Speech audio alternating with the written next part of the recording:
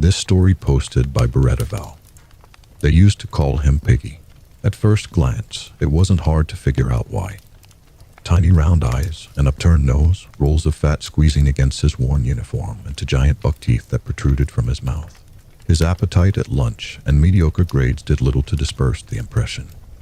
His real name was Philip, or some variant thereof. Of course, nobody remembers it. I was Sticks because not only was that my actual last name, I also weighed as much as one. Unlike Piggy, you could see my bones through my shirt. The two of us, Piggy and Sticks, became a fun pastime for the other kids. They'd pick me up and see who can throw me the farthest as I flailed and protested. Knock me around and ram straight into me during football matches because they couldn't see me. For Piggy, their torture methods adjusted accordingly. They would toss rocks at him, chase him down the tracks, and laugh as his short, stubby legs frantically carried him away from his attackers. Brian and Edwin seemed to take particular joy in pushing his face into the dirt and grass, telling him to eat a fucking salad. Strange circumstances led us to form the closest thing to friendship we could muster. I was the only one who Piggy wouldn't run from, and Piggy was the only one who never made me flinch. I asked him once who started calling him Piggy initially. His answer surprised me.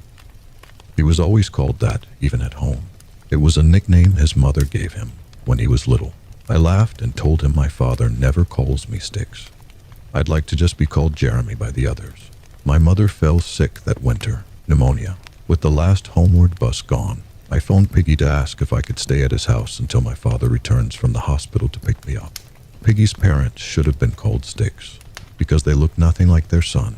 His mother, a bony, towering woman with a gigantic hairdo, invited me in. Heat and heavy scent of grease engulfed me as soon as I entered. I saw several plates of pork laid out before me, practically soaked in oil. My stomach turned when I recognized Brian's red hair in that plate. That was not pork. Piggy Saturday down happily and immediately began gorging himself on the meat, his nose buried in oil and sauce as his mother served him another plate. "Here, Piggy, Piggy," she cooed. I was just beginning to realize why he's called Piggy. It was not because he's fat. It was because pigs can and will eat human flesh. Subscribe or I will haunt your house. If you like this video, please do comment, like, and subscribe for more. Thanks for hearing. See you in the next one.